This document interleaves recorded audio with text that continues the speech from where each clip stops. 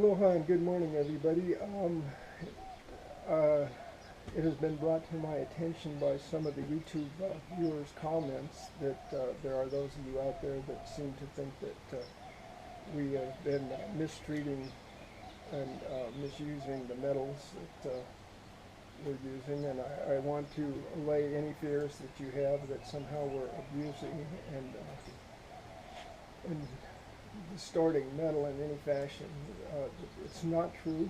I want to set that straight right now. We've been following the SIMLA and ETOM standards to the T, and in no way has any metal been inappropriately bent or abused, and that we use torch therapy on our frames. That's not true, and we do not use shock treatment of any kind to fabricate this frame. So I wanted to make it perfectly clear. Yeah, the ETOM is the Ethical Treatment of Metal, and the SIMLA is Sympathetic Metal Lovers Association, so that you can check on their websites and verify their standards of use of any metals. And I want you to know that no leftover bolt was left unused. Anything that we took off, we tried to put back on. So no bolts left without a job. Also, one other thing I do want to let you know is this is a no weld build. Like I said, no metal has been melted, inappropriately bent, or tortured in any fashion. So, just so you folks know. And I just wanted to allay those fears, and so with that, I'm going to leave you, and we will get back to our regular scheduled program. Aloha. Well, good morning, everybody. We're about to get started here on some more fabrication for the bike. Today we're going to cut into the gas tank and take the bottom off of it. I'll show you what we're doing here in just a second. Also, let's see, we started messing with plastics, actually putting them back on. There's going to be a lot of fabrication since I took the radiator off and things like that. My mounts have disappeared. And then I'm going to probably try to work on the bus bar and get all my electrical connections, all my negative grounds, or my grounds, onto the bus bar so that I can take them off the bike, because I want to have a floating ground on the bike, so nothing's grounded to the frame. It'll all be through the wiring, so I don't have to worry about shorting out to the frame. Anyway, let me show you. Also, if you guys enjoy these videos or you appreciate what I'm trying to do, give me a like on the thing and subscribe if you feel like it. If you don't like it, don't do it. But if it provides information for you and gives you an education, then help me out and give me a like. And anyway, so what we're doing today, let me turn you around here. So here's the gas tank. That's the stock tank. My 3-gallon tank I've already taken off, but I'm going to try and sell that. Let's see if I can get a better shot here for you. It looks like it'll hopefully cover that. Okay, so what I'm going to do to take off this entire area here, because I'm going to plan on that and where the gas cap goes, I'm going to cut that off. I'm going to mount my speedometer to the tank, so then I can bolt that down. I'm actually going to have 2 speedometers, and the upper speedometer I'm just disconnecting the speedometer itself, but it's got all my turn signals, things like that. And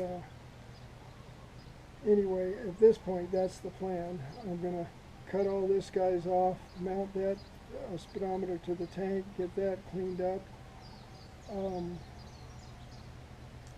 yeah, so right now, at least I'm going to cut this off. I'll try and figure out for sure if that's what I want to do. I could possibly rewire into the DKD speedometer, because apparently it's got some lights and stuff on that, but at the moment I'm just going to get this off because this has got to come off. I don't want to keep this for anything. This basically is just for mounting the seat, mounting all the plastics, and it'll give it the effect of looking like a motorcycle. So without further ado, I want to get going on this thing and get this knocked out. Um, so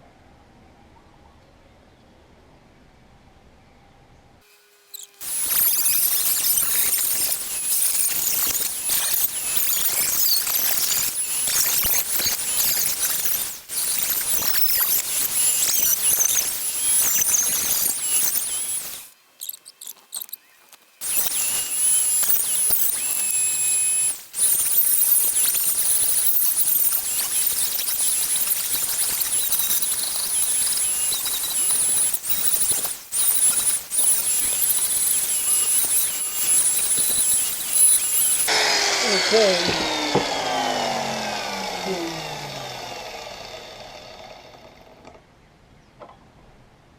So here's the inside of the tank. I'll show you.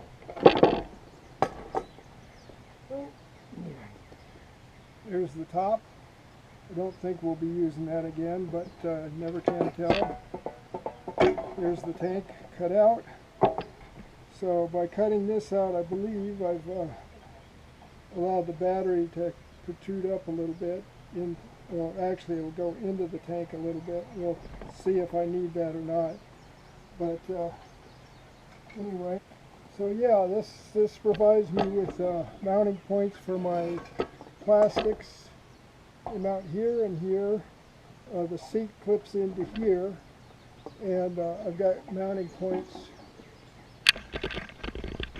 See, I've got mounting points here, and if you didn't see it, here for my plastics, and then like I said, the seat mounts right there. So yeah, that's that part of the show right now. So I'm going to turn you off for the moment, and we will get back to the build once I get building. Okay, I'm bringing you guys back just to give you a review of what we actually accomplished today. Sorry about that.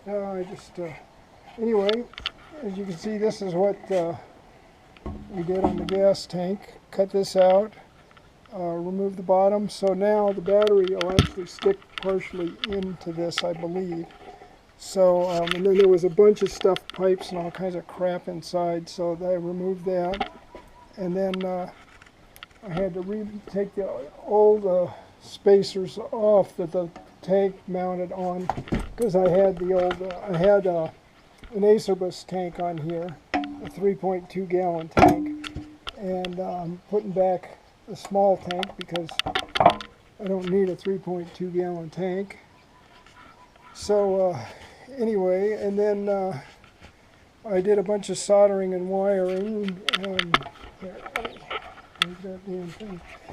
So I put in a bus bar with hooked all my grounds together so that I can float my ground rather than connect it to the frame, and then soldered in some new power leads for my LED light here, this light here, and soldered this in. Went ahead and hooked up these wires now that I know where everything's going. And so this is my battery positive and this is my battery negative, and so we're getting everything round up. Started hooking in things to my Omni controller. I got my actually, what do I have? Two lights here. Yeah, okay. Is it two lights? No, one light and one power lead that's going to feed my engine. Went ahead and remounted this, started cleaning up my wiring, and then yeah, I got this area cleaned up, and then I got my throttle, single throttle line taken off. That's this one. So, and then I went ahead and greased everything, took everything off, got that cleaned up, and yeah, I think that's about it. I'm going to give you guys a real close shot of, let's see, try and give you a good shot of the controller.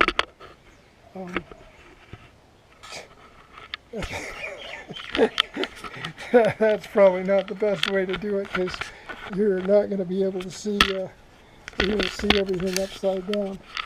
So, anyway, here's how everything wired together to the controller. So the plug went ahead and in here. The battery terminal, the motor terminals, the three-phase motor terminals are mounted down here. They're color-coded on the wire and on the controller. And then you got your positive and negative leads on this. So that's how that all goes together. And then on the inverter, the Omni inverter, which I mounted yesterday, these are the leads come off here, and we got one plug that comes off that'll turn on the inverter, and then these jacks were in, and then I had to wire these jacks into it so that it all comes together. I'm leaving this one loose right now because I may want to test it, but yeah, and then I've got a couple extra leads coming off. These all go feed into my fuse box, and then I've got a couple hot leads coming off of this that I can use for other things. I'm not sure what, but so anyway, that's pretty much it. I did have to take this whole assembly apart to get that throttle cable out. So while I had it down, I went ahead and cleaned out everything in here, and you can see the much better response. And so that's done. And then I actually laid out my plastics just to get an idea how all that looks. And yeah, it's starting to look like a bike. So the big push is just get all the Manini stuff taken care of, and then I can start mounting my plastics and the gas tank, of course, and the seat will be probably the last thing that goes on because the battery's got to go in. Oh, the other thing I did today is I've got crash bars on the bike because I don't like getting my feet caught underneath. So yeah, I'm painting these guys out, getting them ready to remount, and get that done. Then once that's done, I've got my skid plate that I can mount too. So these are things that are going to take a little time. But anyway, that's pretty much where we're at today. And so I hope you guys enjoy it. I'm trying to keep you as well posted as possible and show you as much actual work. But the Manini stuff, it'll drive you crazy, and it drives me crazy too. But anyway, we'll talk to you guys later. Hope things are going good for you. Aloha. Well, hello everybody. I'm having a shit day here. Seems that, you know, after messing around, well, moving all my ground wires to the CAN bus, or the bus bar, whatever you want to call it. I mean, not CAN bus, but the bus bar. Yesterday, apparently, I didn't get all the ground moved to the bus bar. And so I hooked up the battery just to test my system, make sure everything was working. And, you know, this is my bus bar. And So all the grounds of that, I'm trying to float everything, but apparently something's grounded still to the frame that didn't get grounded to the bus bar. And so my headlight's not turning on, my horn's not working. I'm not sure what else wasn't working, but oh, my turn signals weren't working. The running lights were working, but the turn signal lights weren't working. And so anyway, I'm in a little dilemma, and I'm thinking that it's just the ground. It may not be. I'm going to have to trace through the system and check it out, but I just decided I'm going to call it quits for the day, because it's just irritating the hell out of me and frustrating. But and I usually find once I get frustrated, nothing gets going. So at this point, I'm going to call it a day, but I just wanted to bring you update. Part of the delights of doing a project like this is running into things that just drive you nuts. And so sometimes you have to walk away and come back fresh. I can do a little more reading on the subject and get some ideas on how to trace a few more things down. But I'm pretty sure that the only thing that I did change was that converting all my grounds from the frame to the bus bar. And the only other thing I did was take this switch off so I could get at the the return throttle cable. And then this thing started acting funny too, so it's possible that there was something in there that I did. I took it apart. I could not find anything wrong. So anyway, and then I did get some really good information from Electro and Company. They answered all my questions, and one of them was that apparently the 3 phases of my throttle are on this button. You know, I thought this was a kill switch, but it's the control valves, and this is just an on-off switch here. So that was nice to learn. Everything else is kind of moving along. It was frustrating. I mean, I was hoping to get this done, get my crash bars. I do have some crash bars I'm going to keep on this, because I've broken my foot a few times riding, and my foot gets caught under the bike when I go down. So I put some crash bars off to keep the bike frame from sitting on my foot. And I was going to get those painted and get that cleaned up and ready to go. I'm going to have to replace a couple more bolts down here to do that. But yeah, anyway, we're moving along, and not today, but it's just the way it goes. And the battery that I was using to test the system was dead, so I thought that was part of the problem for a while there. And it turns out it was low, but it wasn't dead to the point that it would make things not work. So anyway, with that, I'm going to let you guys go, and another day down the tubes. All right, we'll talk to you guys later. Aloha.